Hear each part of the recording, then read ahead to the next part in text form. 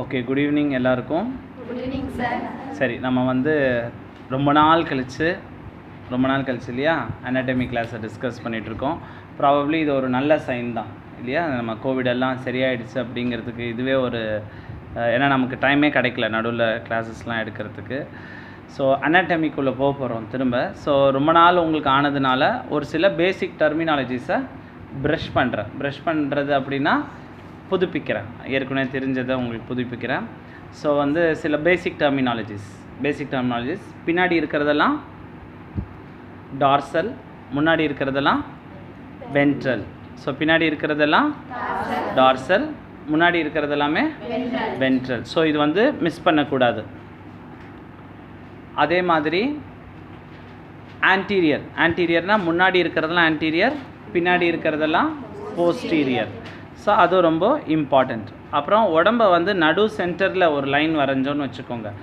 அந்த நடு centre line வந்து நம்ம பொட்டு வைக்கிற இடம், நம்மளுடைய மூக்கு, அப்படியே நம்ம உதடு, அப்படியே நம்ம நெஞ்சு, அதே மாதிரி நம்மளுடைய பிறப்புறுப்பு வரைக்கும் போகிற லைன். அப்புறம் நம்ம ஆசன வாய்க்கிட்ட பார்த்திங்கன்னா ஒரு தையல் போட்ட மாதிரி இருக்கும் ஒரு இடம், வாஷ் பண்ணும் போதும் உங்களுக்கு தெரியும். ஸோ அதை வந்து அந்த சூச்சர் பேர் sagittal suture. Sagittal suture. So அதனால் நம்ம உடம்பை இரு பகுதிகளாக பிரிக்கலாம். நான் இப்போது சொன்ன கோடு வழியாக ஒரு மனுஷனை 2 துண்டாக பிளந்தீங்கன்னா அந்த 2 துண்டுக்கும் ஒரு கண், ஒரு கண், 2 துண்டுக்கும் ஒரு காது, அரை வாய், அரை இதயம், ஒரு நுரையீரல், ஒரு கிட்னி, ஒரு விதை, அதாவது ஓவரிஸாக இருந்தாலும் சரி, டெஸ்டஸாக இருந்தாலும் ஒரு கால், ஒரு கால்லையும் 5 விரல். ஸோ நான் சொல்லக்கூடிய அந்த இமேஜினரி லைன் உங்களுக்கு புரியுதா? அது பேர் வந்து மிட் சாஜிட்டல் செக்ஷன். அது பேர் வந்து மிட் சாஜிட்டல் செக்ஷன். ஸோ ஒருத்தர் வந்து 2 சரிபாதியாக, இந்த சிவன் பார்வதி மாதிரி பார்த்துருப்பீங்க இல்லையா சில படங்கள் எல்லாம், ஒரு பாதி வலது பக்கம் சிவனாகவும் இடது பக்கம் அது மாதிரி இருக்கும். ஸோ அது மாதிரி இருந்ததுன்னா அது பேர் மிட் சாஜிட்டல் செக்ஷன். ஸோ அந்த லைன் பேர் வந்து மிட் சாஜிட்டல் லைன். அந்த லைன் பேர் மிட் சாஜிட்டல் லைன். அந்த மிட் சாஜிட்டல் லைனுக்கு நெருக்கமாக வர எல்லாமே மீடியல் அப்படின்னு சொல்லுவோம். அந்த பொருள் வந்து மீடியலாக இருக்குது. ஸோ ஒரு வார்த்தை 2 வார்த்தை என்ன முக்கியமாக பயன்படுத்துகிறோன்னா மீடியல், சொல்லுங்கள். இன்னொரு வார்த்தை லேட்ரல். ஸோ மீடியல்னால் உடம்போட மையப்பகுதிக்கு ஒட்டவும், லேட்ரல்னால் உடம்போட மையப்பகுதிக்கு விலகியும் அப்படின்னு பேர். ஸோ உதாரணம், என்னுடைய ரைட் நிப்பிள் இருக்குது, என்னுடைய ரைட் தோள்பட்டை இருக்குது. ரைட் நிப்பிள் வந்து உடம்புக்கு மீடியலாகவும், ரைட் ஷோல்டர் வந்து உடம்புக்கு லேட்ரலாகவும் இருக்குது. ஸோ இப்போ இந்த ரைட் நிப்பிளுக்கு என்னுடைய ரிப் கேஜ் இருக்குது, இந்த காஸ்ட்ரோகாண்ட். இப்போ இந்த இடத்த மையப்பகுதியை வைக்கிறேன். ஸோ இது வந்து மீடியல், இப்போ இது வந்து லேட்ரல் ஆகிடுச்சு. ஸோ நிப்பிள் வந்து எப்போவுமே மீடியல். ஒரு இடம் வந்து மீடியல் லேட்ரல்னு எதை வச்சு சொல்லுவோன்னா 2 பொருளை வச்சு தான் பங்கிட்டு சொல்ல முடியும். ஸோ ஒரு பொருளை காட்டி இது மீடியலாக லேட்ரலான்னு சொல்ல முடியாது. இருகோடுகள் மாதிரி ஒன்றோட ஒன்று ஒப்பிட்டு பார்த்து தான் நம்ம எது மீடியல் எது லேட்ரல் அப்படின்னு சொல்லுவோம். ஸோ இப்போது நம்ம ஞாபகம் வச்சுக்கிட்டோம்னா என்னென்னது, இது வந்து வென்ட்ரல், அதாவது மூக்கு, வாய், நம்மளோட நிப்பிள், நம்ம மாறு, நம்மளோட வயிறு, தொப்புள் இருக்கிற பகுதியெல்லாம் வென்ட்ரலும், நம்மளுடைய தலை, நம்மளுடைய முதுகு, நம்மளோட பட்டக்ஸ் எல்லாமே வந்து டார்சல் அப்படின்னு சொல்கிறோம். அதே மாதிரி வென்ட்ரலை வந்து ஆன்டீரியர்னு சொல்கிறோம், டார்சத்தை வந்து போஸ்டீரியர்னு சொல்கிறோம். அப்புறம் உங்களுக்கு ஒன்று சொன்ன லைன் வந்து மிட் சாஜிட்டல் லைன், அது பேர் வந்து மிட் சாஜிட்டல் செக்ஷன். ஸோ அதை வந்து அந்த லைனை பற்றி சொன்னோம். அதே மாதிரி உங்களுக்கு வந்து மீடியல்னால் என்ன, லேட்ரல்னால் என்ன, இது வந்து ரொம்ப ரொம்ப இம்பார்ட்டண்ட். ஏன்னா அனாட்டமியில் இந்த வார்த்தைகளை தொடர்ந்து பயன்படுத்திக்கிட்டே தான் இருப்பாங்க. ஸோ இதுவே புரியல அப்படின்னா நான் இதுக்கப்புறம் சொல்ல போகிறது எதுவுமே புரிய போகிறது இல்லை. ஸோ இது யாருக்காவது புரியாமல் இருக்கா? புரிஞ்சிச்சா? ஓகே, நம்ம உள்ளே போகிறோம். இப்போ சாப்டர் பேர் வந்து head and neck. So already head and neck பார்த்துட்டு இருந்தோம். எப்பவும் போல் உங்களுக்கு புக்கோட இன்ட்ரடக்ஷன் சொல்லியிருக்கேன். இது கிரேஸ் ஸ்டூடெண்ட் எடிஷன் புக். இது வந்து உலக தரம் வாய்ந்த புக். ஸோ இது வந்து இதோடைய குவாலிட்டியை வந்து அன்மேட்சாக இருக்கும். ஸோ நம்ம எங்கேருந்து கற்றுக்க போகிறோம் அப்படிங்கிறதும் மிகவும் முக்கியம். ஸோ ஒரு நல்ல புத்தகத்தோடு படித்தா நமக்கும் நல்ல பொருட்கள் எல்லாமே ஞாபகம் இருந்துக்கிட்டு இருக்கும். ஸோ இந்த தலையில் வந்து பல துவாரங்கள் இருக்குது. ஸோ நம்ம இப்போ என்னென்ன துவாரங்கள் இருக்குது அப்படின்னு பார்த்தீங்கன்னா, இதை மொத்தம் இந்த பாக்ஸையே வந்து கிரியனியல் கேவிட்டி அப்படின்னு சொல்கிறோம். ஸோ இங்கே வந்து நம்ம இந்த சங்கர் படம் பாய்ஸ் படத்தில் ஒரு பாட்டு வரும் தெரியுமா? என்ன பாட்டு வரும்? பூம் பூம் ஷிக்ககாங் பூம். அதாவது வேஸ்ட்டான பொருட்கள் எல்லாம் வந்து இந்த கொக்கோ கோலா மூடி பாட்டிலுங்கெல்லாம் குப்பெல்லாம் வச்சு அது மாதிரி இருக்கா இது பார்க்குறதுக்கு கொஞ்சம் இல்லையா?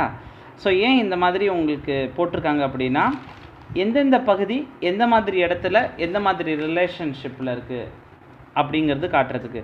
ஸோ முகம் இவ்வளோ அழகாக இருந்தாலும் அதை வடிவத்தில் நம்ம காட்டணும் அப்படின்னா இது ஒரு கிட்டத்தட்ட ஒரு லாரி மாதிரி இருக்குது. 2 ஹெட்லைட் மாட்டின மாதிரியும் அது கீழே 2 ஹார்ன் மாட்டின மாதிரியும் இங்கே அந்த இன்ஜின் மாட்டின மாதிரியும் இருக்குது இல்லையா? கிட்டத்தட்ட பார்க்க அப்படி இருக்கா இல்லையா? சில நேரம் இந்த லாரிகளை பார்த்தா வந்து ஒரு முகம் மாதிரி உங்களுக்கு தெரிஞ்சிருக்கு. ஸோ இதுவும் அது மாதிரி தான். ஸோ இதுதான் 2 கண் ஆர்பிட் அப்படின்னு சொல்கிறோம். ஸோ கண்ணோட கேவிட்டி பேர் என்ன? ஆர்பிட். ஸோ மூளை இருக்கிற பகுதிக்கு பேர் என்ன? Cranial cavity. ஸோ மூளை இருக்கிற பகுதி பேர் கிரேனியல் கேவிட்டி. காது இருக்கிற பகுதி வந்து ear canal, external auditory canal. என்னது? External auditory canal, external auditory canal. இது வந்து நேசல் கேவிட்டி, இது வந்து ஓரல் கேவிட்டி. பர்பிள் கலரில் இருக்கிறது ஓரல் கேவிட்டி. அதே மாதிரி இது வந்து இந்த மாதிரி அமைப்புகளில் இருந்துக்கிட்டு இருக்கு. ஸோ அதே மாதிரி முகத்தில் பல மசில்ஸ் இருக்குது அப்படின்னு சொல்லுவாங்க. ஸோ முகத்தில் வந்து பலவிதமான மசில்ஸ் இருக்குது. அந்த மசில்ஸில் வந்து ஒவ்வொரு பேர்லேயும் நிறைய மசில்ஸ் இருக்குது. இப்போ நம்ம இதில் பார்க்குறது வந்து ஆர்பிகுலாரிஸ் ஆக்யூலை அப்படின்னு பேர். ஆர்பிகுலாரிஸ் ஆக்யூலைனா கண்ணை சுற்றி இருக்கிற மசில் பேர் ஆர்பிகுலாரிஸ் ஆக்யூலை அப்படின்னு பேர். அதே மாதிரி ஆர்பிகுலாரிஸ் ஓரிஸ், ஓரிஸ்னால் வாய் அப்படின்னு அர்த்தம். ஓரிஸ்னா வாய், ஆக்குலைனா கண்ணு அப்படின்னு அர்த்தம். அதனால தான் கண்ணோட நரம்பு பேர் வந்து ஆக்குலோமோட்டார் நர்வ் அப்படின்னு சொல்லுவோம். ஓரல் கேவிட்டி அப்படின்னு சொல்கிறதுனால ஓரிஸ் அப்படின்னு சொல்கிறோம். So orbicularis oculi, orbicularis oris. இதை பற்றி இன்னும் டீட்டெயிலாக போவோம். ஸோ இந்த கிரேஸ் அனாட்டமி புக்கோட ஸ்பெஷாலிட்டி என்னென்னா எடுத்தோடனே எல்லாத்தையும் சொல்ல மாட்டாங்க. கொஞ்சம் கொஞ்சமாக பரிமாறுவாங்க. சாப்பாடு கூட எடுத்தோடனே ஃபுல்லாக தட்டில் போட்டால் சாப்பிட முடியுமா? பார்த்தே திகட்டிடும். கொஞ்சம் கொஞ்சமாக பரிமாறினா தான் சாப்பிட முடியும். அது மாதிரி இந்த புக்கோட ஒன் ஆஃப் த முக்கியமான சிறப்பு அம்சம் என்னென்னா கொஞ்சம் கொஞ்சமாக பரிமாறிக்கிட்டே வருவாங்க. நீங்கள் காதையும் கண்ணையும் திறந்து வச்சு பார்த்துக்கிட்டே வந்தீங்கன்னா நல்லா புரியும். ஸோ இப்போ இந்த கேவிட்டியை ரொம்ப அழகாக எக்ஸ்பிளைன் பண்ணுறாங்க. இந்த நேசல் கேவிட்டி மட்டும் 2 இருக்குது. ஒரே கேவிட்டி தான், நடுவில் ஒரு பார்ட்டிஷன். அந்த பார்ட்டிஷன் பேர் நேசல் செப்டம். என்னது சொல்லுங்கள்? செப்டம். ஸோ நேசல் செப்டம் வந்து மூக்கை வந்து ரைட் நேசல் கேவிட்டியாகவும் லெஃப்ட் நேசல் கேவிட்டியாகவும் பிரிக்குது. அதே மாதிரி வாய் வழியாகவும் நம்ம ஓரல் கேவிட்டி அப்படின்னு சொல்கிறோம். அந்த நேசல் கேவிட்டியும் ஓரல் கேவிட்டியும் பின்னாடி ஒரே இடத்துல சந்திக்குது. இது நமக்கு எப்போ தெரியுது அப்படின்னா நம்ம வந்து இந்த சிபிஆர் கொடுக்கும் பொழுது, கார்டியோ பல்மனரி ரெசிஸ்டேஷன் கொடுக்கும்போது நம்ம லரிங்கோஸ்கோப் போடும் பொழுது நீங்கள் பார்த்துருப்பீங்க. மூக்கு வழியாக பின்னாடி வந்து அந்த ரைல்ஸ் டியூப் வரதை நீங்கள் பார்த்துருப்பீங்க. அல்லது நம்ம எண்டோட்ரக்கியல் டியூப் போடும்போது அந்த ரைல்ஸ் டியூப்பை ரிமூவ் பண்ணதையும் நீங்கள் பார்த்துருப்பீங்க. வார்டில் சிக் பேஷண்ட்ஸ் நம்ம சிபிஆர் கொடுத்து ரெசிஸ்டேஷன் பண்ணவங்க கூட இருக்கும்போது நீங்கள் பார்த்துருக்கலாம். ஸோ நம்ம ரைல்ஸ் டியூப் வந்து நேசல் கேவிட்டி வழியாக போகுது. அழகாக இப்போ ஞாபகம் வருதா? ஸோ இது வந்து நேசல் கேவிட்டி. இது நமக்கு உங்களுக்கு ஞாபகம் வருதா? ஸோ எப்படி எல்லாம் கேட்பாங்க சில நேரம் பேஷண்ட்டில் ஆச்சரியமாக சொல்லுவாங்க, அவர் இப்போ வாயில் சாப்பிட்றதில்ல சார். விஜய் ஒரு படத்தில் கேட்பார்ல, உங்கள் ஊரில் வாய் தான் சாப்பிடுவீங்களா, இல்லை அதுவும் வேறு மாதிரியான்னு கேட்டால் ஆமாம் வேறு மாதிரி. இவர் மூக்கில் சாப்பிட்றாங்க. ஸோ வாயில் பாம்புட்டு சில காலத்தில் நீங்கள் சன் நியூஸ்லலாம் பார்த்துருக்கீங்களா? வாய் வழியாக பாம்புட்டு மூக்கு வழியாக எடுப்பாங்க, அதிசய மனிதர்கள்னு சொல்லி. இல்லை மூக்கு வழியாக பாம்புட்டு வாய் வழியாக எடுத்து அப்படியே கும்பலாக கூடி பார்ப்பாங்க. சின்ன சின்ன பாம்புங்கெல்லாம் விடுவாங்க, இந்த சார பாம்பெல்லாம். ஸோ அதெல்லாம் எப்படி சாத்தியம் அப்படின்னா இந்த வாயும் மூக்கும் பின்னாடி வந்து ஒரே கனெக்ஷன் தான். ஸோ மூக்கு வழியாக போனாலும் அதனால தான் வாந்தி எடுக்கும்போது சில சமயம் மூக்கு வழியாகவும் சாதம் வந்துடும். ரொம்ப ஜோராக வாந்தி எடுக்கும்போது கவனிச்சிருக்கீங்களா? ஸோ வந்து இதுக்கு வழி வேறு வேறு, ஆனால் கடைசியில் போய் சென்று அடைகிற பாதை ஒன்று தான். அந்த ஒன்றான பாதைக்கு பேர் வந்து ஃபேரிங்ஸ் அப்படின்னு பேர். என்னது? ஃபேரிங்ஸ். இவங்களுக்கு இடையில் ஒரு தனியான ஒரு ஒரு பார்ட்டிஷனோ ஒரு பிளேட்டோ கிடையாது. சும்மா ஒரு பேச்சு வார்த்தையில் பிரித்து வச்சுக்கிறோம். ஃபேரிங்ஸை வந்து மூக்கு வழியாக இருக்கிறத வந்து நேசோ ஃபேரிங்ஸாகவும், வாய் வழியாக இருக்கிறத வந்து ஓரோ ஃபேரிங்ஸாகவும் நம்ம பிரித்து வச்சுக்கிறோம். ஸோ இதனால தான் நம்ம ரயில் ஸ்ட்ரீம் மூக்கு வழியாக விட்டால் நேராக ஈசோஃபேகஸ்குள்ளே போகுது. அதே மாதிரி வாய் வழியாக லெரிங்கோஸ்கோப் போட்டால் ஈடி டியூப்பு ட்ரக்கியாக்குள்ளே போகுது. ஸோ சிபிஆர் என் கூட இருந்து பண்ணவங்களுக்குலாம் உங்களுக்கு தெரியும், நம்ம ஈடி டியூப் போடும்போது அந்த ஈடி டியூப் வந்து நம்ம லெரிங்கோஸ்கோப் போட்டு டங்கை லிஃப்ட் பண்ணும்போது அந்த ஈடி டியூப்பை வந்து நம்ம ட்ரக்கியாக்குள்ளே போட முயற்சிக்கிறோம் வோக்கல் கார்ட்ஸ் மூலயமா. அதோட இது பார்க்குறதுக்கு இவ்வளோ ஈஸியாக இருக்கிறதில்ல, இந்த மாதிரி காம்ப்ளிகேட்டட் ஸ்ட்ரக்சராக இருக்குது. இப்போ இது பின்னாடி நம்ம பார்க்குறது ஃபேரிங்ஸ். இது வந்து தைராய்டு கார்ட்லேஜ். ஸோ இது வந்து அதாவது இது தைராய்டு கார்ட்லேஜ், இது கிரைகாய்டு கார்ட்லேஜ். இதுக்கு மேலே வந்து ஹையாய்டு போன் அப்படின்னு சொல்லுவாங்க. ஸோ த்ரோட்டு எப்படி ஆரம்பிக்குது அப்படின்னு நம்ம போகக்கூடிய டயக்ராம்ஸில் பார்க்க புரியும். முன்னாடி இருக்கிறது ட்ரக்கியா, பின்னாடி இருக்கிறது ஈசோஃபேகஸ். ஓகேங்களா?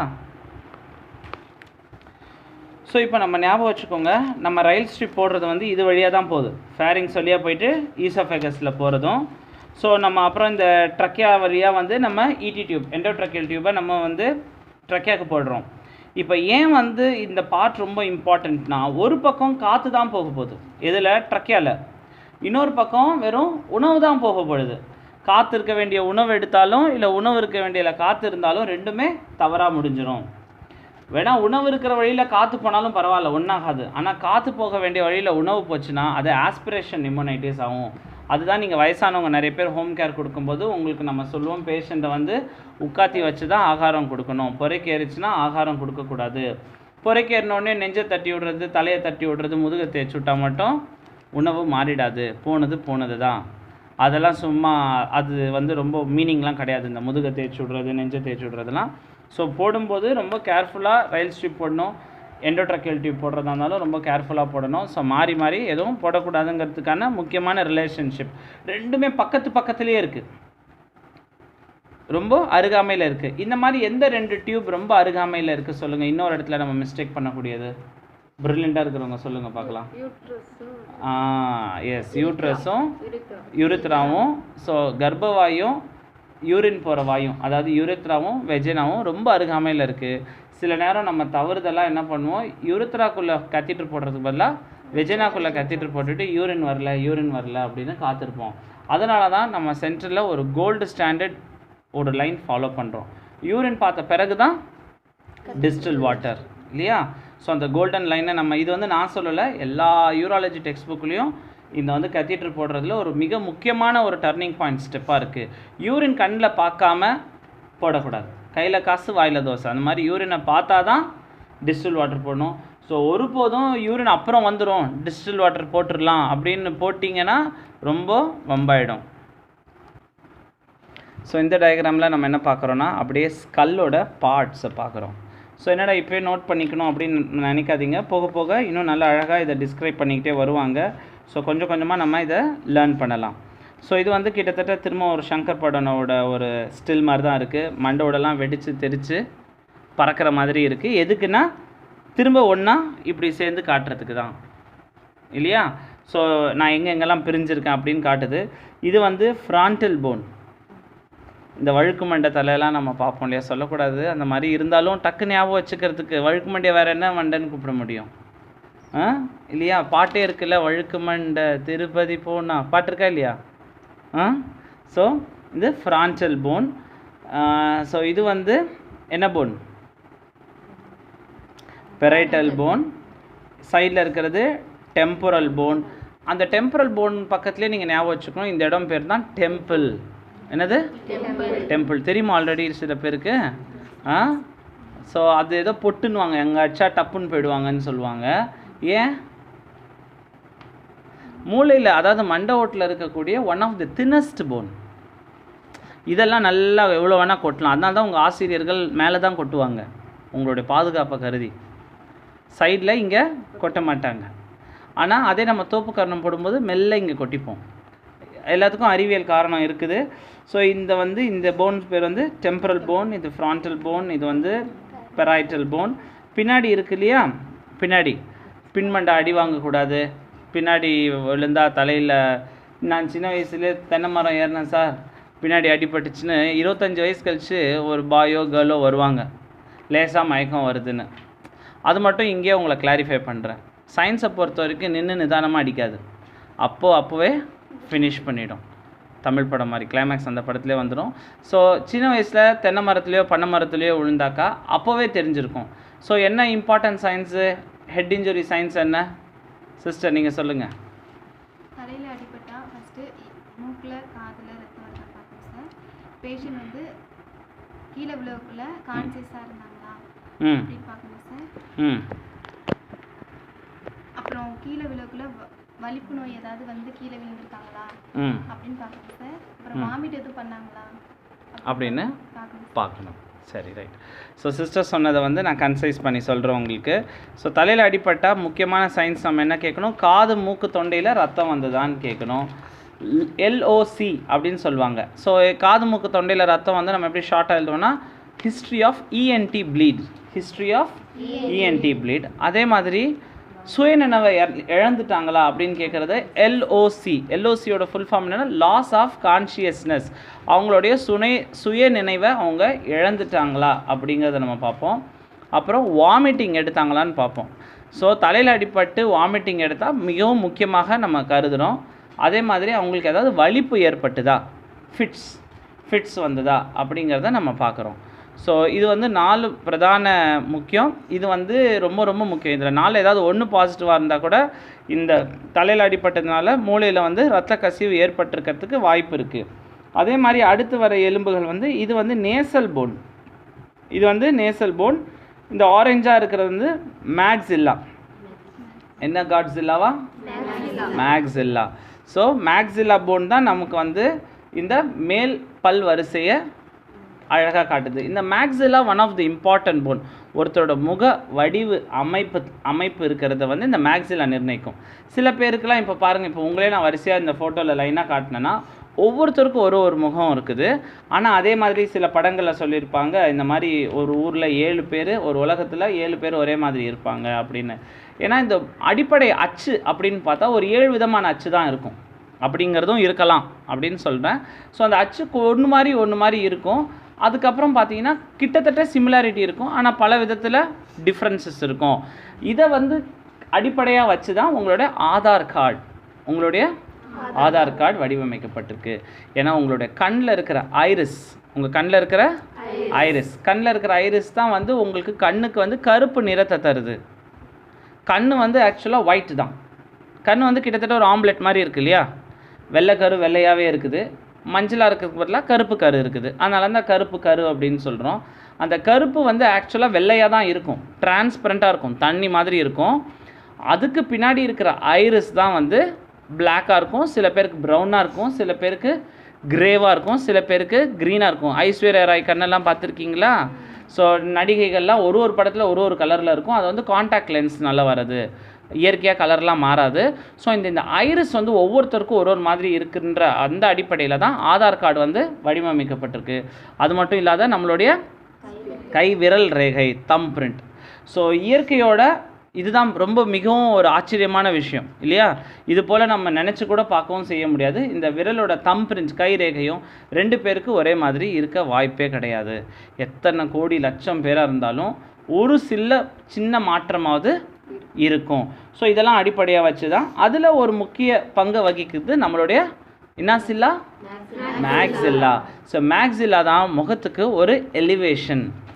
ஜப்பான்காரனுக்கும் சைனாக்காரனுக்கும், சைனான்னு சொன்னாலே பயமாக இருக்குது, அவங்களுக்கெல்லாம் தட்டையாகவும், ஆப்பிரிக்காக்காரன் அமெரிக்காக்காரனுக்கெல்லாம் ரொம்ப நீட்டமாகவும், நம்ம இந்தியர்கள் ஆசிய கண்டத்தில் இருக்கிறவங்களுக்கு சாதாரணமாகவும் இருக்குது. அதுக்கு நம்ம ஸ்கூலில் படிக்கும்போது ஒரு கதை சொல்லுவாங்க. கடவுள் வந்து மனுஷனெல்லாம் சமைச்சிட்டு இருந்தானோ அதை படைக்கிறதுல ஒரு கேக் மாதிரின்னு வச்சுக்கோங்களேன். கேக் வெந்துச்சான்னு பார்த்து எடுத்துகிட்டு இருந்தானா கடவுள். அப்போ வந்து அவசரத்தில் இந்த அரிசி வெந்துச்சான்னு பார்க்குற மாதிரி சீக்கிரம் போய் எடுத்து பார்த்தாராம் சாமி. கடவுள் எடுத்து பார்த்தாராம், ரொம்ப வேகாமல் இருந்துதான். சரி பரவாயில்ல, வெளியே வச்சுட்டாராம். அவங்க தான் வெள்ளைக்காரங்கன்னு சொல்லுவாங்களாம், ரொம்ப ஃபேராக இருக்கிறாங்க. அப்புறம் வந்து அடுத்த தடவை வைக்கும்போது ரொம்ப நேரம் கேஸில் வச்சுட்டாங்க. அதனால் என்ன போச்சு, தீஞ்சு போச்சு. இவங்கள சொல்லலை, அவங்க வச்ச இந்த நம்ம கோவிட் டயட்டை சொல்கிறேன். அவங்க வந்து கோவிட் டயட்டை 2-3 தடவை தீச்சு விட்டாங்க, அதுக்காக சொல்கிறேன். ஸோ இந்த தீச்சு விட்டாங்களாம், அதை தான் வந்து ஆப்பிரிக்காக்காரர்கள் அப்படின்னு சொல்கிறாங்க. அப்புறம் கடவுள் நின்று நிதானமாக பொறுமையாக பதமாக எடுத்தாங்களாம். அவங்கள தான் ஆசிய கண்டத்தை சேர்ந்த மாநிலமாக. ஸோ மாநிலமாக இருக்கிறதே வந்து மிகவும் பெருமையாக நம்ம எடுத்துக்கலாம். ஸோ கருப்பு நிறம் இருக்குன்னு கவலைப்பட வேண்டாம் அப்படிங்கிறது. ஸோ ஒரு குட்டி கதை சொன்ன இதில். ஸோ கீழே இருக்கிறது தாடை, அதுக்கு இங்கிலீஷில் பேர் மேண்டிபிள். இந்த மேண்டிபிளுக்கு பின்னாடியும் ஒரு சின்ன கதை இருக்குது. இந்த மேண்டிபிள் வந்து ஒரே மாதிரி இருக்கிறது இல்லை, இது வந்து காலத்துக்கேற்ப வளர்ந்துக்கிட்டே இருக்கும். சின்ன குழந்தையாக இருக்கும்போது அது குட்டியாகவும் பொக்கையாகவும் இருக்கும். அதே வளர வளர கொஞ்சம் நீட்டமாகவும் அகலமாகவும் ஆகும். திரும்ப வயது ஆக ஆக சுருங்கி பின்னாடி போயிட்டே இருக்கும். ஸோ இந்த தாடைக்கும் வயதுக்கும் ஸோ ஒரு மேண்டிபிளை வச்சு ஒருத்தருடைய ஏஜை நம்ம ஐடென்டிஃபை பண்ணலாம். ஒருத்தரோட பல்லை வச்சு நம்ம ஒருத்தரோட ஏஜ் ஐடென்டிஃபை பண்ணலாம். அதுக்கு தான் ஃபாரன்சிக் மெடிசன் அப்படின்னு ஒரு டிபார்ட்மெண்ட் இருக்குது, அவங்களுக்கு அடிக்கடி சொல்லிகிட்டு இருப்பேன். அப்போ இறந்தவர்களோட எலும்பு கூடுகளை எடுத்துன்னு வந்து அவங்களுடைய வயதை ஆராய சொல்லுவாங்க, பல்லை எடுத்துன்னு வந்து ஆராய சொல்லுவாங்க. ஆராய்ந்து சொல்ல முடியும்.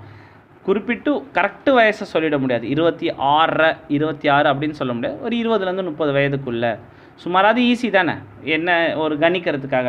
ஸோ இந்த தலை வந்து ரொம்ப ரொம்ப ஒரு முக்கியமான ஸ்ட்ரக்சர். ஸோ அதனால் ஹெட் அண்ட் நெக்கை நம்ம கவர் பண்ணுறதுக்கு 1 மந்த் கூட ஆகலாம். ஸோ ஸ்லோவாக நிதானமாக நம்ம கவர் பண்ணுவோம். இது வேக வேகமாக பேஜ் திருப்புற வேலை கிடையாது. பேஜை திருப்பினா திருப்பிக்கிட்டே போகலாம். ஸோ ஒவ்வொன்றத்தோட முக்கியத்துவம் நான் கடந்த 10 வருடமாக என்ன கற்றுக்கிட்டேனோ அதை கொஞ்சம் கொஞ்சமாக உங்களுக்கு அதை பரிமாறிக்கிட்டே வரேன். ஸோ அடுத்து சங்கர் படத்துலேருந்து சாதாரண படத்துக்கு வருவோம். எல்லாம் ஃபியூஸ் ஆகி இந்த ஜீன்ஸ் படத்தில் ஐஸ்வர்யா ராய் டான்ஸ் ஆடுவாங்களே இந்த மாதிரி பிரிஞ்சு, ஞாபகம் இருக்கா அந்த சீன்? ஸோ அந்த சீன்லேருந்து இப்போ ஒன்றான ஐஸ்வர்யா ராயை நம்ம பார்க்குறோம் உதாரணத்துக்கு. ஸோ இது வந்து ஃப்ரான்டல் போன், இது வந்து பெரைட்டல் போன், இது வந்து டெம்பரல் போன், பின்னாடி இருக்கிறது வந்து ஆக்சிபிட்டல் போன், இது மேக்ஸில்லா, இது மேண்டிபிள். சரியா? இந்த எலும்பு இருக்குது இல்லையா, இந்த சைடில் சில பேருக்கு ரொம்ப ப்ராமினெண்ட்டாக தெரியும். இந்த தம் அடிக்கிறவங்களாம் பார்த்தீங்கன்னா, ரொம்ப அதிகமாக தம் அடிக்கிறவங்களாம் பார்த்தீங்கன்னா இழுத்து இழுத்து இழுத்து இந்த சைட்லலாம் ரொம்ப இழுத்துட்டு தெரியும். அந்த ஆர்ச் பேர் வந்து ஜைகோமேட்டிக் ஆர்ச். என்ன பேர்? Zygomatic arch. ஸோ அப்புறம் இந்த மண்டவோட வந்து மேலேருந்து ஒரு ட்ரோன் வச்சு, ட்ரோன்னா என்ன இப்போலாம் டிவியில் சொல்கிறாங்க இல்லையா, ஆளில்லா விமானம். ஆளில்லா விமானம் வச்சு விதைகள் விதைக்கிறாங்களாம் வெளிநாட்டில். இங்கே வந்து நம்ம திருடர்களை பிடிக்கிறதுக்கு வச்சுக்கிட்டு இருக்கோம். ஸோ இந்த ஆளில்லா விமானத்துலேருந்து ஒருத்தரோட தலையை மேலேருந்து நம்ம பார்த்தோம்னா இந்த மாதிரி தெரியும். So this is called Ariel view. இந்த வியூ பேர் என்ன? ஏரியல் வியூ, மேலேருந்து பார்க்குறது இல்லையா, மேலேருந்து நம்ம பார்க்குறோம். இது aerial view of an adult skull, ஒரு பெரிய மனுஷன் அப்படின்னு சொல்கிறவங்க அவங்களோட ஸ்கல். இது வந்து ஒரு சின்ன குழந்தையோட ஸ்கல். ஸோ இந்த சூச்சர் பேர் வந்து கொரோனல் சூச்சர்.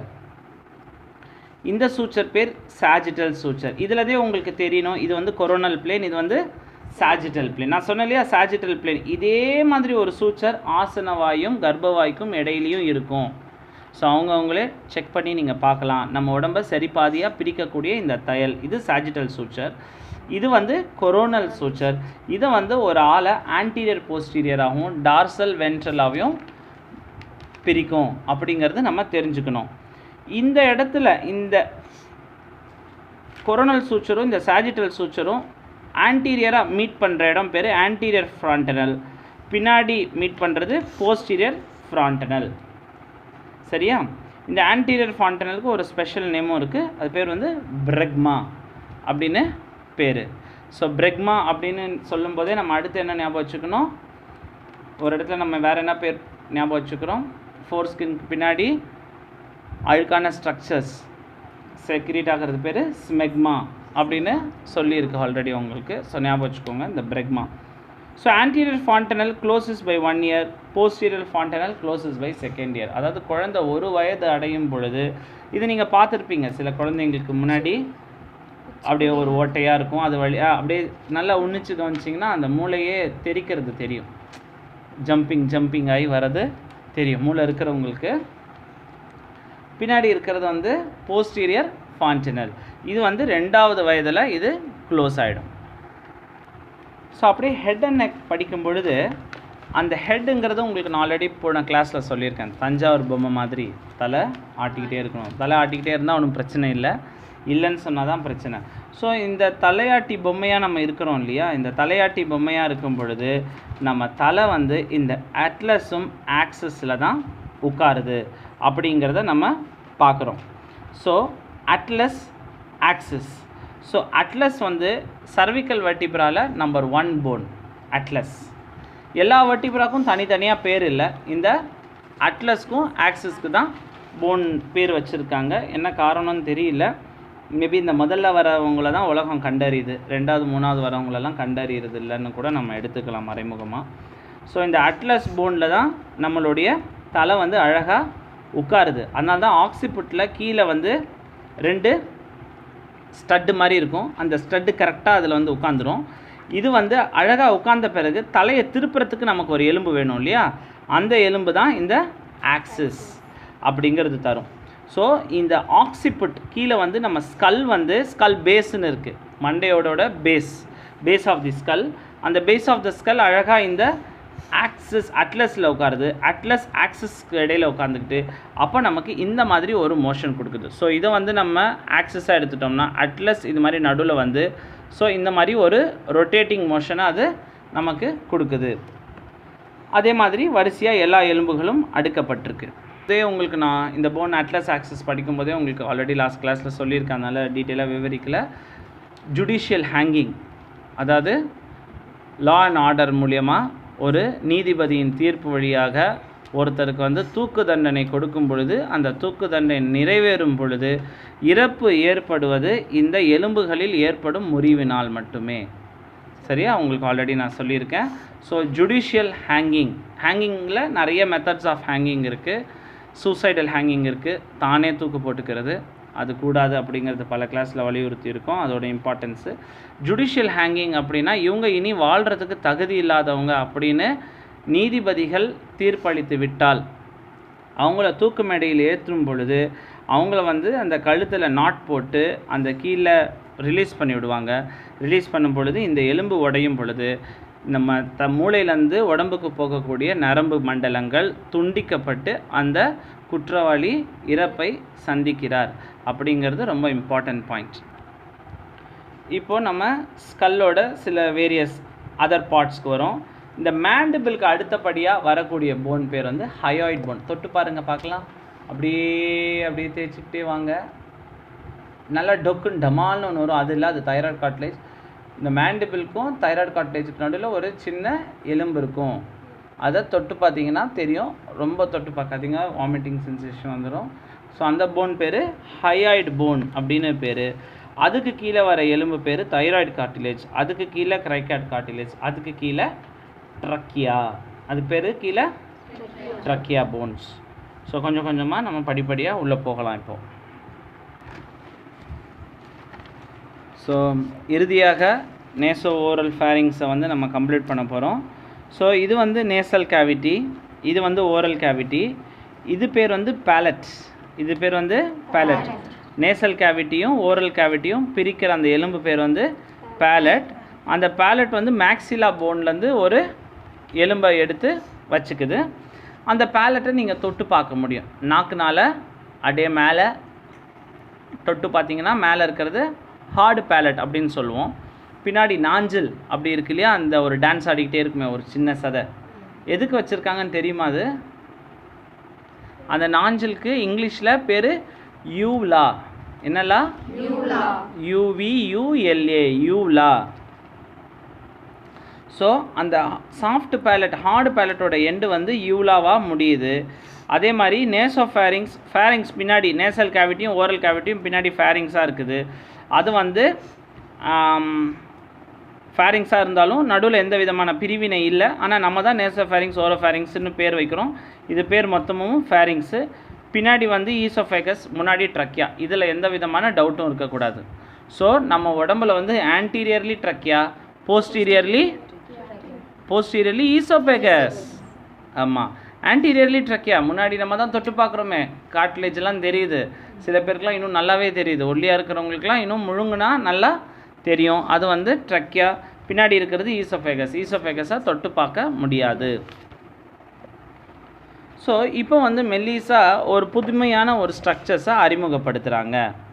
என்ன அப்படின்னு பார்த்தீங்கன்னா, இது வந்து ஒரு கிட்டத்தட்ட ஒரு மேடை மாதிரி இருக்குது இல்லையா, தெரியுதா? இப்போ இதில் நான் சின்ன வயசுலலாம் இருக்கும்போது ரொம்பவும் ஆச்சரியத்தோட பார்ப்பேன், நாக்கு ஏதோ உள்ளேருந்து வளர்ந்து வருது பாம்பு மாதிரி இருக்கும் அப்படின்னு நினச்சிட்டு இருந்தேன். மருத்துவம் சேர்றதுக்கு முன்னாடி நாக்கு மேலே தான் இருக்கும்னு நான் நினைக்கல, உள்ளேருந்து நகம் கூட நான் நினைப்பேன் உள்ளேருந்து வளர்ந்து வருதோ அப்படின்னு நினச்சிட்டு இருந்தேன். பார்த்தா நகம் வந்து இங்கேருந்து தான் வளருது. ஸோ இந்த நாக்கு வந்து மேலேயே பொருத்தப்பட்டுள்ளது. எவ்வளோ வேகமாக பேசினாலும் எவ்வளோ வேகமாக சாப்பிட்டாலும் நம்ம நாக்கு வந்து நம்ம பல்லில் பிடிப்படுறதே கிடையாது. ரொம்ப நம்ம கவனக்குறைவாக சாப்பிட்டாலோ கவனக்குறைவாக பேசினா தான் நாக்கு பல்லில் அடிப்படும். ஆனால் அடிப்பட்டால் செம்மையாக அடி வாங்கும் இல்லையா? பல்லோட கனம் ரொம்ப கவனமாக இருக்கணும். ஸோ இந்த நாக்கு வந்து அதனுடைய இடத்துல இருக்கிறதுக்கு பல்வேறான சதைகள் வந்து வேலை செய்யுது. அதுக்கு பேர் வந்து லிவேட்டார் விலை palatini muscle, tensor veli palatini muscle, palato pharyngeal muscle, palato glossus muscle. So இந்த இடத்துல இருக்கிற இந்த மசில்ஸ் பேர் மேலே என்ன பாருங்கள், லிவேட்டார் விலை பலாட்டினி, டென்சார் விலை பலாட்டினி. இதுக்கு அர்த்தம் இருக்குது.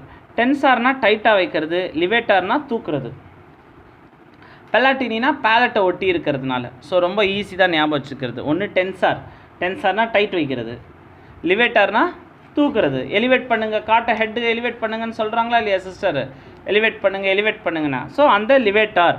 ஸோ லிவேட்டார் வெலை பெலாட்டினி அப்படின்னா லிவேட்டார் பெலாட்டினின்னு கூட ஞாபகம் வச்சுக்கோங்க. பெலாட்டினா பேலட் சம்மந்தமான மசில்.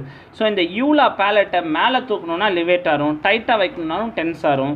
அதே மாதிரி palato pharyngeal muscle, palato glossus muscle. So இங்கே வந்து டான்சிலும் பொருத்தப்பட்டிருக்குது.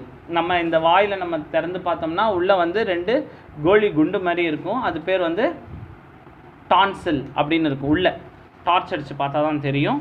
ஸோ அது நம்ம சின்ன வயசுலலாம் ஏதாவது சில்லுன்னு கூல்ட்ரிங்க்ஸு, ஐஸு, இந்த ஆரஞ்சு மிட்டாய் ஐஸ் எல்லாம் சாப்பிட்டோம்னா தொண்டை சதை வளர்ந்துருச்சுன்னு சொல்லுவாங்க இல்லையா? அம்மாக்கள்லாம் இந்த 3 வயசு குழந்தைங்க 5 வயசு குழந்தைங்களாம் இடுப்பில் வச்சு சொருவின்னு ENT-OPக்கு வருவாங்க. வச்சுன்னு எதுவுமே சாப்பிட மாட்டான் சார், நல்லா சாப்பிடணும் இந்த பையன்தான், ஒரு ஐஸ் தண்ணி குடிச்சான், அதுக்கப்புறம் சாப்பிடவே முடியல, தொண்டையில் சதை வளர்ந்துக்குதுமா, ஆனுவல் எக்ஸாமில் கூட்டின்னு வாங்க எடுத்துடலான்னு சொல்லுவாங்க இல்லையா? ரொம்ப அதாவது அதுவே ஆக்சுவலாக கொஞ்சம் உப்பு தண்ணியில் வாய் கொப்பளிச்சாலோ இந்த மாதிரி ஐஸ் சில்லுன்னு எதுவும் சாப்பிடாமல் இருந்து நல்ல சூடான பொருட்கள் சாப்பிட்டானாலே அந்த கட்டி கரைஞ்சிடும். அந்த கட்டி வருது ஏன்னா அது வந்து கேன்சர் கிடையாது. எதோ ஐடியா இருக்கா அது என்ன கட்டின்னு?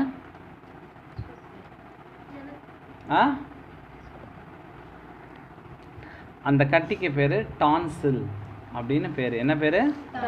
டான்சில். ஸோ டான்சில் அப்படி இந்த ஒரு பொருளுடைய முக்கியத்துவத்தை மட்டும் சொல்லிவிட்டு இந்த வகுப்பை நிறைவு செய்கிறேன். ஸோ டான்சில் அப்படிங்கிறது வந்து வால்டயஸ் ரிங். என்ன பேர்? ரிங். ஓகே. ஐஸ்கிரீமில் வந்து ஒரு கம்பெனி இருக்குது, வால்ஸ், கேள்விப்பட்டிருக்கீங்களா? குவாலிட்டி வால்ஸ் கேள்விப்பட்டிருக்கீங்களா? அருண் ஐஸ்கிரீம், அம்ருதா, ஜமாய். ஏன் இதுக்கோட ஒன்னோட ஒன்று இணைஞ்சு படித்தா தான் ஞாபகம் வச்சுருக்கோம். ஸோ இந்த ஐஸ்லேயே ரொம்ப பேர் வாழ்ந்தவங்க அந்த காலத்தில் குவாலிட்டி வால்ஸ். இப்போ தான் வந்தது ஜமாய், அம்ருதா, குல்பி. அந்த காலத்தில் குவாலிட்டி வால்ஸ் அப்படின்னு கார்னட் அட்வர்டைஸ்மெண்ட்லாம் வரும். அப்படியே மேலே வந்து ஒரு நாய் நாக்கை தொங்க விட்டுக்கிட்டே அந்த ஐஸ் சாப்பிட்ற மாதிரிலாம் விளம்பரங்கள் அந்த காலத்தில் வந்துகிட்டு இருந்தது. ஸோ அந்த குவாலிட்டி வால்ஸை ஞாபகம் வச்சுக்கோங்க. அதுக்கும் இதுக்கும் என்ன சம்மந்தம் அப்படின்னா ஐஸ் நிறைய சாப்பிட்டா வரும் அப்படிங்கிற மாதிரி ஒரு சின்ன ஞாபகம் வச்சுக்கோங்க. இல்லாட்டி வால்டேயர் நீங்கள் உங்களுக்கு எப்படி ஞாபகம் வரும்? வரவே வராது. ஸோ வால்டேயஸ் ரிங், அதுக்கு பேர் என்னது? வால்டேயஸ் ரிங். ஸோ இந்த வால்டேயஸ் ரிங் அப்படின்னா என்ன அப்படின்னா, வால்டேயஸ் ரிங் இது ஒரு ரிங் மாதிரி அப்படின்னு சொல்லலாம். ஸோ இப்போ இந்த வால்டேயஸ் ரிங்கை கொஞ்சம் எக்ஸ்பிளைன் பண்ணுறேன், நல்லா கவனமாக படிங்க. பாருங்கள், இது என்ன ஹார்ட் வரைய போகிறேன்னா இல்லை, இது நாக்கு. ஸோ இதயத்துலேருந்து வர்றது தான் நாக்கில் வரும் அப்படிங்கிறதுக்கான ஒரு அறிகுறியும் எடுத்துக்கலாம் இதை இல்லையா? பாதி இருதயமும் பாதி நாக்கு இருக்குது. ஸோ இந்த இடத்துல இருக்கிறது தான் டான்சில் அப்படின்னு சொல்லலாம். நீங்கள் ஓபியில் இருக்கும்போது நான் இந்த மாதிரி படங்களை வரைஞ்சி நீங்கள் பார்த்துருப்பீங்க. த்ரோட் கன்ஜஷனாக இருக்கும் பொழுது பார்த்துருக்கீங்களா? ஓபியில் இருக்கிற சிஸ்டர்ஸ் யாராவது மருந்து கொடுக்குறவங்க. ஸோ இது பேர் வந்து டான்சில் அப்படின்னு சொல்கிறோம். இது ரைட் டான்சில், இது லெஃப்ட் டான்சில். இதுதான் யூலா. இது என்னலா? யூலா. இது இந்த வால்டேயஸ் ரிங்குங்கிறது இந்த மாதிரி ஒரு ரிங். இங்கே வந்து அடினாய்டு, இது வந்து அடினாய்டு, இது வந்து டான்சில்,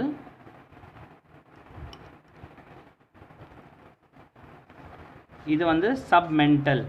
சப்மெண்டல்னா மென்டல் கிடையாது, மென்டல்னா இந்த இடத்துக்கு பேர் மென்டல் அப்படின்னு ரீஜன், மென்டம் அப்படின்னு பேர். இந்த சின்ன இருக்கு இல்லையா, சரத்குமாருக்கெலாம் இங்கெல்லாம் தட்டுப்பட்ட மாதிரி இருக்கும், பார்த்துருக்கீங்களா? பெருமாளுக்கு கூட இருக்கும், இங்கே இடித்த மாதிரி இருக்கும், குபேரர் இடித்தார் அப்படின்னு சொல்லுவாங்க. ஸோ அந்த இடத்துல 2 நெறிக்கட்டிகள் இருக்குது, அது பேர் சப்மெண்டல் கிளான்ஸ். அப்புறம் நம்ம மேண்டிபிளுக்கு கீழே சில சமயம் இங்கே அப்படியே கோலி மாதிரி உருளுது சார், அம்மாக்கள்லாம் வருவாங்க பாவமாக, இந்த கிராமத்தில் இருக்கிற அம்மாக்கள். ஏன் எனக்கு கிராமத்தில் இருக்கிற அம்மாக்கள் தெரிஞ்சால், நான் படித்த காலேஜ் சுற்றி நிறைய கிராமங்கள் இருந்ததுனால நிறைய படிக்காத அம்மாக்கள் தான் குழந்தைங்களை தூக்கின்னு வருவாங்க. சார் பையனுக்கு காதாண்ட கட்டி வந்திருக்குது சார், கோலி மாதிரி உருளுது சார் அப்படின்வாங்க. அது பேர் வந்து சப் மேண்டிபுலார் கிளாண்ட். ஸோ இவங்க எல்லாருமே வந்து mandibular gland, so submandibular glands. So இவங்க எல்லாருமே யார் அப்படின்னு கேட்டிங்கன்னா, policeman of the mouth, வாயினுடைய போலீஸ் அப்படின்னு சொல்லுவாங்க. ஸோ என்ன முக்கியத்துவம் அப்படின்னா, நம்ம ஏதாவது ஒரு தேவையில்லாத பொருட்கள், ஸோ ஐஸில் வியாதி இருக்கோ இல்லையோ, ஐஸ் வந்து பார்த்திங்கன்னா பதப்படுத்தினது, ஃப்ரிட்ஜிலே வச்சு ரொம்ப நாள் பட்டது சரியாக பதப்படுத்தலைன்னா அதில் கிருமி தொற்று ஏற்பட்டுடும். ஏன்னா அந்த டான்சில் ஐஸ் சாப்பிட்டு டான்சில் வந்திருக்குன்னு சொல்கிற அதே டாக்டர் தான் டான்சில் ஆப்ரேஷன் பண்ண பிறகு உங்களை என்ன சாப்பிட சொன்னாங்க? ஐஸ்கிரீம் தான் திரும்பவும் சாப்பிட சொன்னாங்க. ஸோ ஐஸ்கிரீமில் ஆபத்து இருக்கா இல்லையான்னு தெரியல, அந்த ஐஸ்கிரீம் பதப்படுத்துகிற முறையில் ஆபத்து இருக்கலாம். நம்ம ஆளுங்க என்ன பண்ணுறாங்க, நைட்டில் ஃப்ரிட்ஜை ஆஃப் பண்ணிட்டு போயிடுவாங்க. ஊரில் கூட பார்த்துருப்பீங்க இல்லையா, ஆஃப் பண்ணிட்டு காலைல வந்து போடுவாங்க. வரும்போது நீங்கள் காலைல வந்து பார்க்கும்போது கெட்டியாக தான் இருக்கும். ஸோ நைட்டில் அது அப்படியே லிக்விடாகி காலையில் கெட்டியாகும் பொழுது கிருமி தொற்று ஊடுருவறதுக்கு வாய்ப்பு இருக்குது. அதனால தான் உங்களை ஹாஸ்டல்லையும் சொல்கிறோம், ஃப்ரிட்ஜு மூடி வைங்க. ஃப்ரிட்ஜ் மூடி வச்சா தான் அது ஃப்ரிட்ஜாக வேலை செய்யும், இல்லாட்டி அது சவப்பெட்டியாக வேலை செய்யும் அப்படிங்கிறது தான் ரொம்ப முக்கியமான கருத்து. ஸோ இப்போ திரும்ப இந்த வால்டேஸ் ரிங்க்கு வரேன். நீங்கள் தேவையில்லாத பொருட்கள், கிருமி தொற்று அதிகமாக இருக்கிற பொருட்கள் நீங்கள் சாப்பிட்டீங்கன்னா அது இங்கேயே தடை பண்ணி, நெறிக்கட்டிகளுங்கிறது வேறு யாரும் கிடையாது, நம்ம உடம்போடைய லிம்ஃப் டிஷ்யூ, நம்ம உடம்போட எதிர்ப்பு சக்தி கொடுக்குற லிம்ஃப் டிஷ்யூ. உங்களுக்கு லிம்ஃப் பற்றி பிளட்டில் கிளாஸ் சொல்லியிருக்கேன். நல்லி மஜைகள்லேயும் எலும்புகளில் ஸ்பிளீன்லேயும் இந்த எதிர்ப்பு சக்திக்கான ஆக்கப்பூர்வமான உறுப்புகள் இருக்குது. ஸோ நமக்கு இந்த எதிர்ப்பு சக்தி கொடுக்குறவங்க இந்த இடத்துல அப்படியே போலீஸ் மாதிரி வாயை சுற்றி ரோந்து பணியில் இருந்துக்கிட்டே இருக்காங்க. தேவையில்லாத பொருட்கள் ஏதாவது வருதா அப்படின்னு பார்த்துக்கிட்டே இருக்காங்க. தேவையில்லாத பொருட்கள் ஏதாவது சாப்பிட்டிங்கன்னா வாய் புண்ணாய் வெந்துடும், அதுக்கப்புறம் முழுங்கவே முடியாது ஒரு வாரத்துக்கு. பேஷண்ட் வராங்கல்ல, சார் தொண்டெல்லாம் முள்ளு குத்துற மாதிரி இருக்குது சார், தண்ணி கூட முழுங்க முடியல, சாப்பிடவே முடியலன்னா அப்போது சாப்பிடக்கூடாத ஒரு பொருளை அவங்க சாப்பிட்ருக்காங்க, சுவாசிக்கக்கூடாத ஒரு பொருளை சுவாசிச்சுட்ருக்காங்க, இருக்கக்கூடாத ஒரு இடத்துல இருந்திருக்காங்க, அங்கே எதையோ சுவாசிச்சோ அங்கே எதையோ சாப்பிட்ருக்காங்க. ஸோ இந்த வால்டேயஸ் ரிங் அப்படின்னு பார்த்தீங்கன்னா இந்த ரிங் பேர் தான் வால்டேயஸ் ரிங். ரொம்ப முக்கியமான ரிங். எனக்கு ரொம்பவும் இதோடைய கான்செப்டும் இதோடைய அர்த்தமும் நான் ரொம்ப பிடிச்சி படித்தேன் இதை, அதனால தான் இது எனக்கு ரொம்ப நல்ல ஞாபகம் இருந்துக்கிட்டே இருக்குது. ஸோ இந்த வாய்க்குள்ளே கடவுளோ இயற்கையோ ரொம்ப பிரமாதமான ஒரு பாதுகாப்பு சட்டத்தை வச்சுருக்காங்க. ஸோ தேவையில்லாத பொருட்களில் அதை நம்ம மதிக்காத பொழுது தான் நமக்கு டான்சில் வருது, சதை வளருது, அப்புறம் அதை அறுக்கிறோம் அப்படிங்கிறது நல்ல பாயிண்ட். ஸோ எப்பவும் போல் நம்ம கிளாஸோட நிறைவு பகுதிக்கு வந்திருக்கோம். பல பேர் மிகவும் ஆவலுடன் எதிர்பார்க்குற இந்த தருணம் தான் அது. ஸோ கிளாஸ் நிறைவுக்கு செய்ய வந்திருக்கோம். ஸோ நிறைவில் நீங்கள் எல்லோரும் உங்களோட அட்டெண்டன்ஸ் எடுக்கிறதுக்காக தான் இந்த பதிவு, யார் யாரெல்லாம் வந்திருக்கீங்க. கிட்டத்தட்ட நம்ம கொரோனாவோட முடிவுக்கும் இயல்பு நிலையோட ஆரம்பத்துக்கும் வந்துட்டோம் அப்படிங்கிறதுக்கு இதுவே ஒரு மிகவும் பெரிய சாட்சி. ஸோ அடுத்து வரக்கூடிய கிளாஸஸில் இந்த இஜேவியில் லைன் போடுறோம். சில சீனியர் சிஸ்டர்ஸ்லாம் வென்ட்ரான் போடுறாங்க, அது ஏன் எப்படி போடுறாங்க, எங்கே இருக்குது, அப்புறம் வந்து இந்த தலையில் இருக்கிற நரம்பியல் மண்டலங்கள்லாம் எப்படி வேலை செய்யுது, மூளையோட அமைப்பு எப்படி இருக்குது, பல்லோட அமைப்பு எப்படி இருக்குது, முடியோட அமைப்பு எப்படி இருக்குது, இது ஸ்கல் பேஸ், தலையை திருப்பி போட்டு வச்சுருக்காங்க. உள்ளே வந்து இது பாருங்கள் எப்படி இருக்குது, தெருவோடு மாதிரி இருக்குது. இது வந்து தான் தலையோட வால்ட் ஆஃப் த ஸ்கல். நம்ம தலையை வெட்டியை எடுத்துட்டா மேலே மட்டும் இது மாதிரி வால்ட்டு நமக்கு தெரியும். இது போல் ரொம்ப இன்ட்ரெஸ்டிங்காக இருக்குது. முடிஞ்ச அளவுக்கு நம்ம இன்ட்ரெஸ்டிங்காக எடுப்போம். நிறைய பேர் அனாட்டமி ரொம்ப டஃப்னு சொல்லுவாங்க, பட் அனாட்டமி வந்து ரொம்ப ஃபேவரட்டான, ரொம்ப அழகாக, அதை வந்து விரும்பி படிச்சிங்கன்னா, நல்லா பிடிச்சி படிச்சிங்கன்னா, அதை மனப்பாடம் பண்ணாமல் அது எப்படி வருது, எல்லாத்துக்கும் ஒரு அர்த்தம் இருக்குது. பார்த்தீங்க இல்லையா, எல்லாத்துக்கும் ஒரு அர்த்தம் இருக்குது. கோர்வையாக படிக்கணும். ஒன்று படிக்கும் பொழுது இன்னொரு இடத்துல நம்ம படித்ததை நினைவு படிக்கணும். Work while you work, play while you play. So next கிளாஸில் நம்ம சந்திப்போம். நன்றி, வணக்கம். Thank you.